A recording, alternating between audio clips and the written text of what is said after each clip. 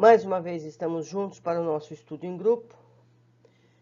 Agora a obra Missionários da Luz, Chico Xavier e André Luiz.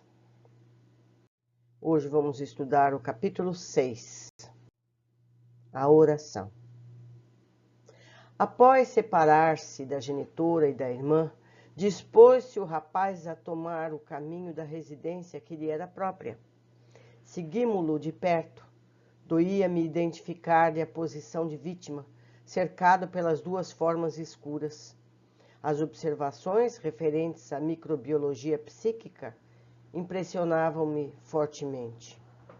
Conhecia de perto as alterações circulatórias, determinando a embolia, o infarto, a gangrena. Tratara noutro tempo inúmeros casos de infecção através de artrites, miosites, úlceras gástricas e abscessos miliares.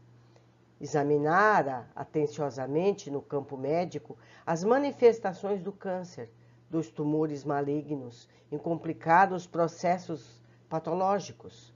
Vira múltiplas expressões microbianas no tratamento da lepra, da sífilis, da tuberculose. Muitas vezes, na qualidade de defensor da vida, permanecera longos dias em duelo com a morte, sentindo a inutilidade da minha técnica profissional no ataque aos vírus estranhos que apresentavam a destruição orgânica, zombando-me dos esforços. Na qualidade de médico, entretanto, na maioria dos casos, quando podia contar ainda com a prodigiosa intervenção da natureza, mantinha a presunção de conhecer variadas normas de combate em diversas direções. No diagnóstico da difteria, não vacilava na aplicação do soro de Hux. Conhecia o valor da operação da traqueostomia no Krupp declarado.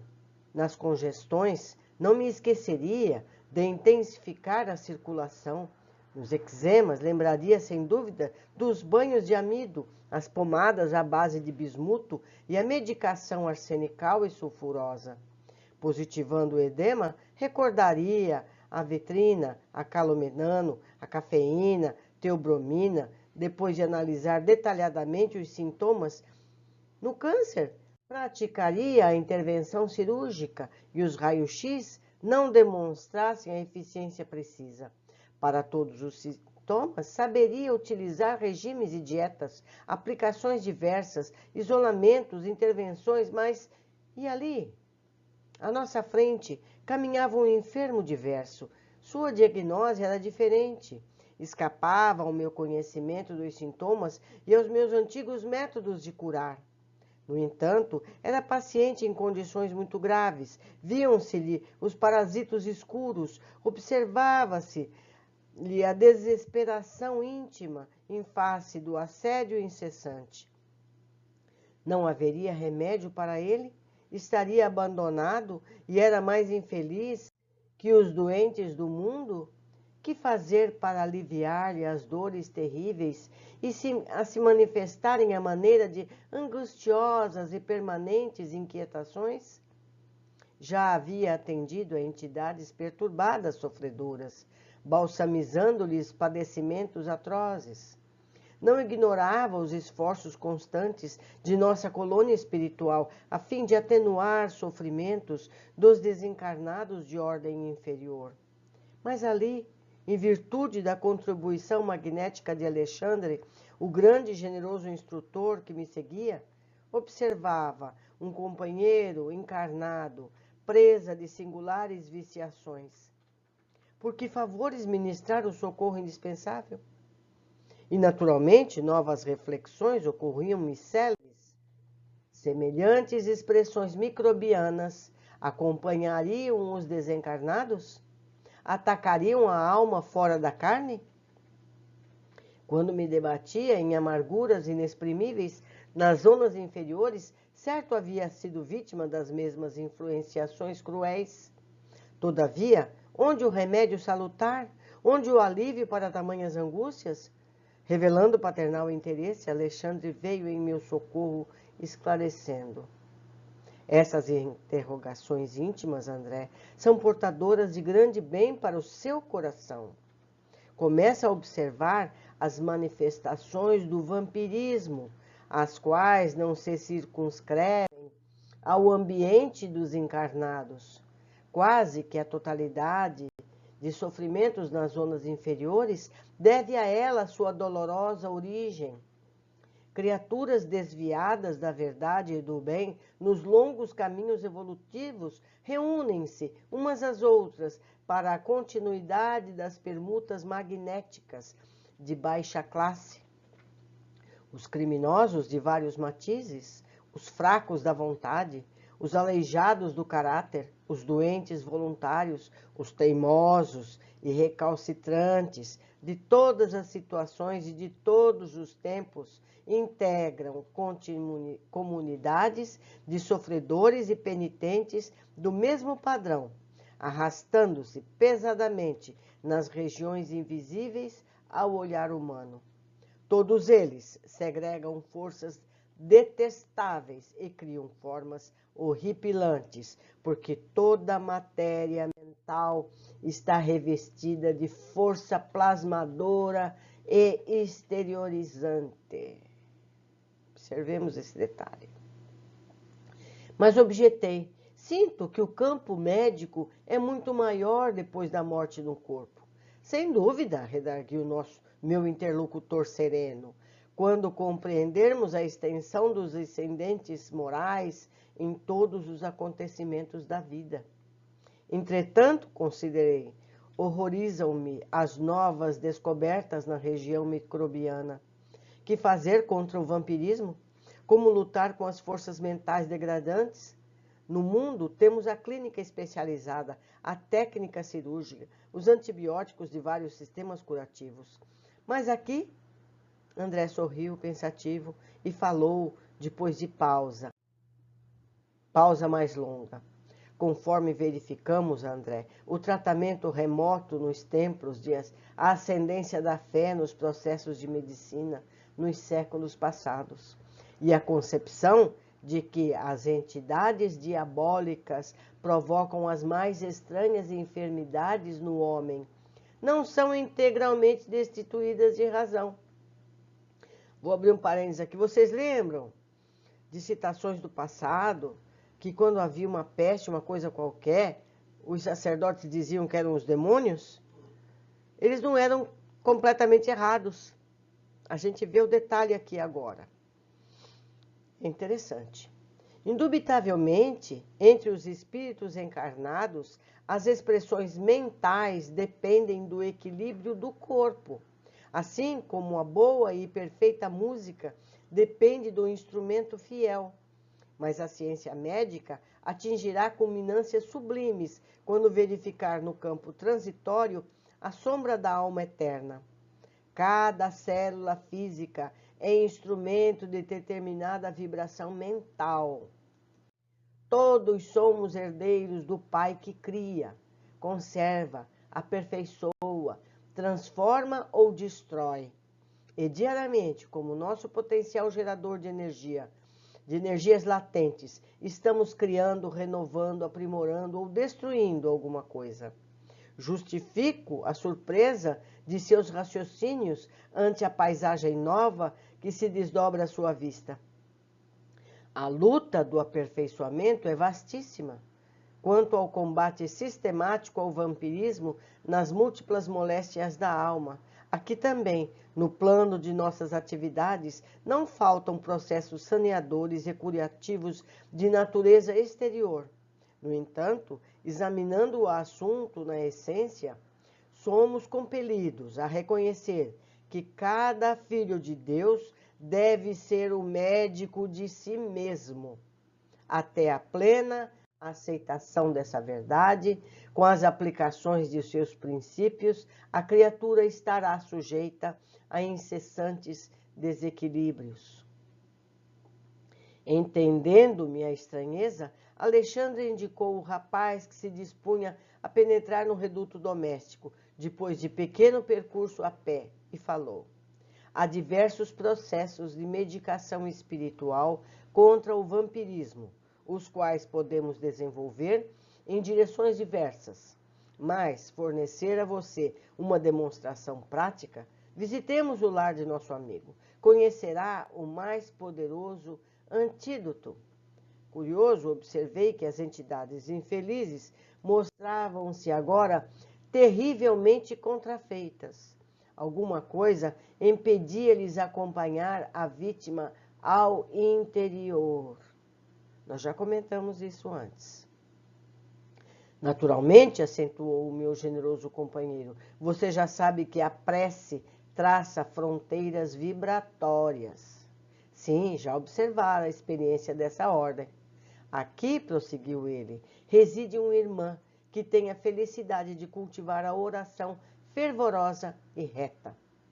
Entramos, e enquanto o amigo encarnado se preparava a recolher, Alexandre explicava-me o motivo da sublime paz reinante entre as paredes humildes. O lar, disse, não é somente a moradia dos corpos, mas, acima de tudo, a residência das almas. O santuário doméstico, que encontre criaturas amantes da oração e dos sentimentos elevados, converte-se em campo sublime das mais belas florações e colheitas espirituais. Nosso amigo não se equilibrou ainda nas bases legítimas da vida.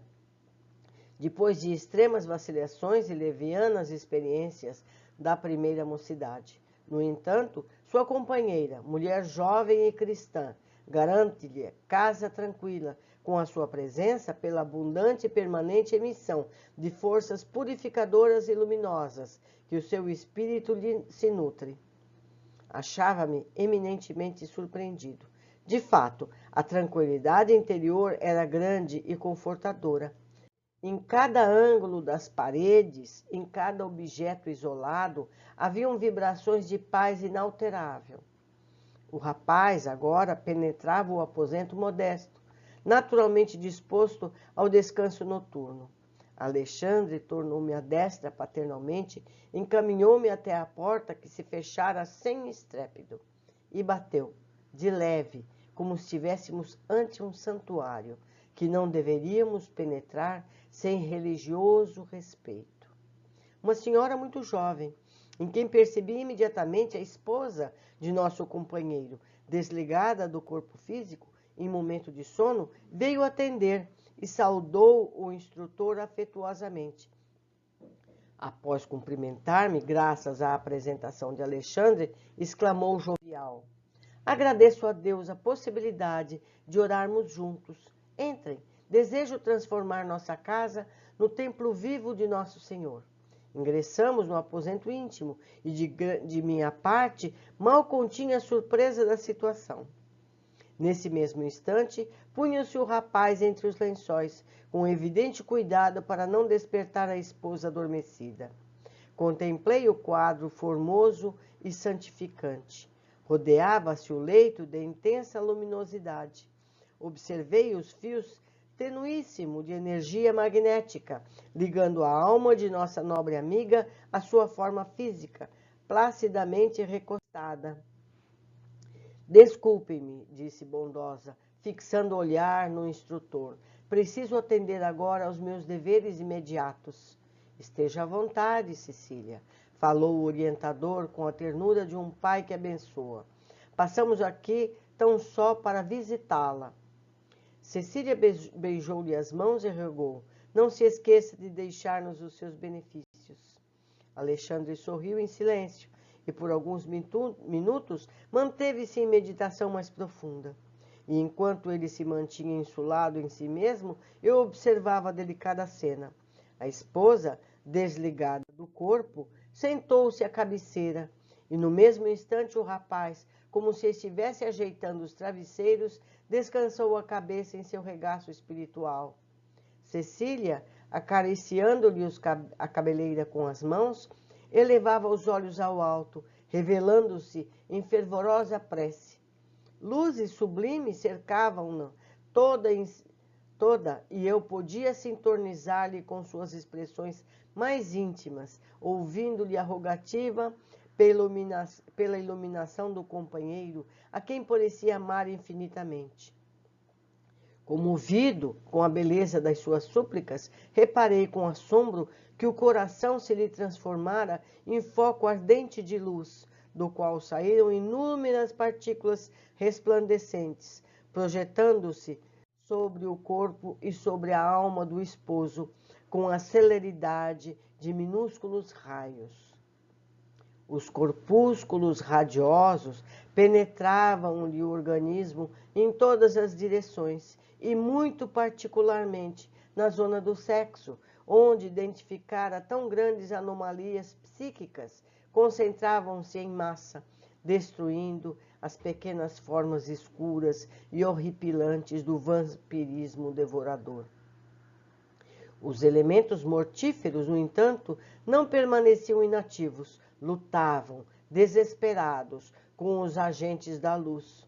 O rapaz, como se houvera atingido um oásis, perdera a expressão de angustioso cansaço. Demonstrava-se calmo e gradativamente, cada vez mais forte e feliz no momento em curso. Restaurado em suas energias essenciais, enlaçou devagarzinho a esposa amorosa, que se conservava maternalmente ao seu lado, e adormeceu jubiloso. A cena íntima era maravilhosamente bela aos meus olhos. Dispunha-me a pedir explicações, quando o instrutor me chamou delicadamente, encaminhando-me ao exterior. Fora do quarto, falou-me paternalmente. Já observou quanto devia. Agora poderá extrair as próprias ilações. Sim, retrucou, estou assombrado com o que vi. No entanto, estimaria ouvi-lo em considerações esclarecedoras. Não tenha dúvida, prosseguiu o orientador. A oração é o mais eficiente antídoto do vampirismo. A prece não é movimento mecânico de lábios, nem disco de fácil repetição no aparelho da mente. É vibração, energia, poder. A criatura que ora, mobilizando as próprias forças, realiza trabalhos de inexprimível significação. Semelhante estado psíquico descortina forças inovadoras. Ou melhor, semelhante estado psíquico descortina forças ignoradas, revela a nossa origem divina, coloca-nos em contato com as fontes superiores. Dentro dessa realização, o espírito, em qualquer forma, pode emitir raios de espantoso poder. Após breve intervalo, Alexandre considerou, imprimindo mais força ao ensinamento. E você não pode ignorar que as próprias formas inferiores da Terra se alimentam quase que integralmente de raios. Descem sobre a fronte humana, em cada minuto, bilhões de raios cósmicos, oriundos das estrelas e planetas amplamente distanciados da Terra. Sem os referirmos aos raios solares, caloríficos e luminosos, que a ciência terrestre mal começa a conhecer. Os raios gama, provenientes do elemento rádio, que se desintegra incessantemente no solo, e as várias expressões emitidos pela água e pelos metais, alcançam os habitantes da Terra pelos pés, determinando consideráveis influenciações. E, em sentido horizontal, experimenta o homem a atuação dos raios magnéticos exteriorizados pelos vegetais, pelos irracionais e pelos próprios semelhantes. Só esse capítulo dá horas de comentário. Depois leiam novamente, observem, analisem. Seguindo, a admiração impusera-me silêncio, mas o orientador prosseguiu após ligeiro intervalo. E as emanações de natureza psíquica que envolve a humanidade, proveniente das colônias dos seres desencarnados que rodeiam a Terra? Em cada segundo, André, cada um de nós recebe trilhões de raios de várias ordens, emitindo forças que nos são peculiares e que vão atuar no plano da vida, por vezes em regiões muitíssimos afastadas de nós. Nesse círculo de permuta incessante, os raios divinos, expedidos pela oração santificadora, convertem-se em fatores adiantados de cooperação eficiente e definitiva na cura do corpo, na renovação da alma e iluminação da consciência.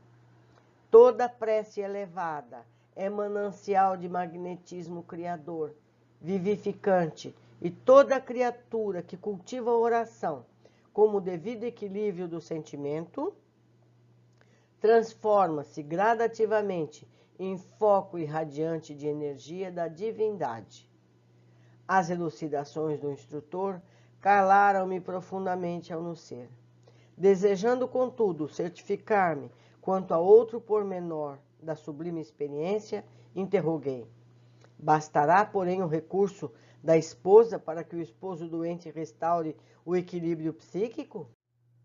Alexandre sorriu e respondeu: o socorro de Cecília é valioso para o companheiro, mas o potencial de emissão divina pertence a ela, como fruto incorruptível dos esforços individuais. Significa para que o acréscimo de misericórdia que deverá anexar, em definitivo, ao patrimônio de sua personalidade, através do trabalho próprio.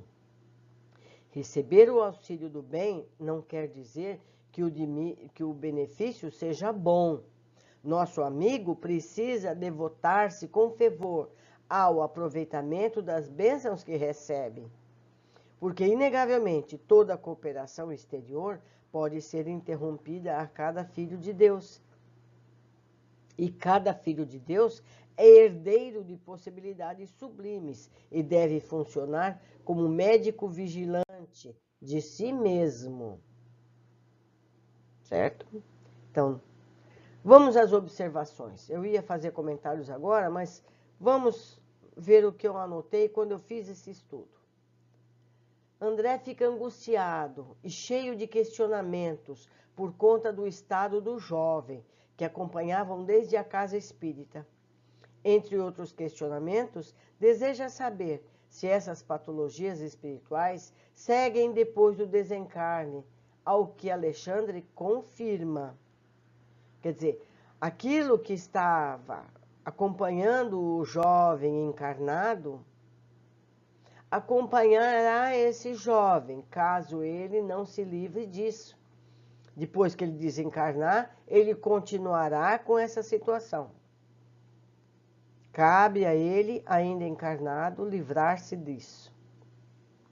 2. Alexandre nos dá a importante lição. Somos compelidos a reconhecer que cada filho de Deus deve ser o médico de si mesmo. Uma vez que adoecemos por termos pensamentos e apegos equivocados para termos uma saúde mental, emocional e física, devemos ser mais exigentes conosco, disciplinando nossos sentimentos e pensamentos. A famosa higiene mental deve ser estendida de modo a termos mesmo mais rigor nesses aspectos, mas só conseguiremos à custa de muito esforço pessoal. Não é fácil, mas deve ser constante. Nada como o treinamento. Como eu sempre digo, não ganhamos a maratona apenas com o desejo. Precisamos treinar, sair, caminhar, andar, acelerar, com suor, esforço pessoal. 3. Chegando à casa do rapaz, vemos os que acompanhavam o rapaz não puderam entrar na casa. A gente já viu isso em vários outros capítulos. As casas que têm oração, que têm pessoas retas, têm uma proteção espiritual e esses espíritos não entram. O mesmo as casas religiosas. Se é sincero o devotamento dos que ali estão, essa casa é fechada. Somente os bons podem entrar. A esposa do rapaz é digna pessoa e tem o hábito da oração. Por esse motivo, a casa tem proteções vibracionais que impedem a entrada de espíritos que esteja fora dessa faixa vibratória. Em desdobramento, durante o sono, ela mesma abre a porta para Alexandre e André. Certo? A esposa, com suas vibrações amorosas, combate a virulência espiritual do rapaz. E Alexandre explica que a prece tem poder vibracional e eficientemente auxilia aos que oram, seja protegendo suas residências, dando imunidade ou curando a quem precisa. Alexandre diz que somos atingidos por vibrações cósmicas que nos chegam de planetas e estrelas, raios gama vindos do solo e também energias magnéticas emitidas pelos vegetais, animais e outros seres humanos. São inter-relações que recebemos e emitimos constantemente. Fala também das emissões oriundas das colônias espirituais, as elevadas e as inferiores. A prece é mais uma dessas emanações. Cabe a cada um de nós filtrar e emitir o melhor que pudermos cada uma dessas vibrações. Quanto ao merecimento do auxílio, depende de cada um. A esposa doa essas vibrações que ajudam, mas o rapaz deve fazer a sua parte para merecer a solução dos seus males. As vibrações de Cecília vão como fazer um curativo. A cura, mesmo, verdadeira, depende dele. Ele precisa se esforçar para extirpar de si aquelas situações negativas. Então, vocês viram, mais uma vez nesse capítulo, como é importante o nosso estado pessoal de vibração. Nós recebemos vibrações de todos os lados e de todas as distâncias, até mesmo das estrelas.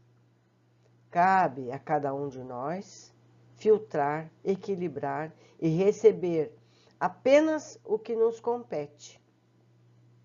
Assim como as vibrações das pessoas fecham ou abrem os seus lares, nós podemos abrir ou fechar essas vibrações em nosso corpo, mental, espiritual e físico.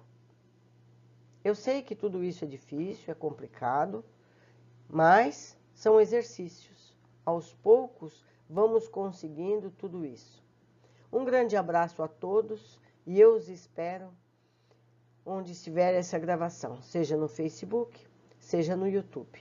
Aguardo os comentários. Um grande abraço, até o próximo capítulo.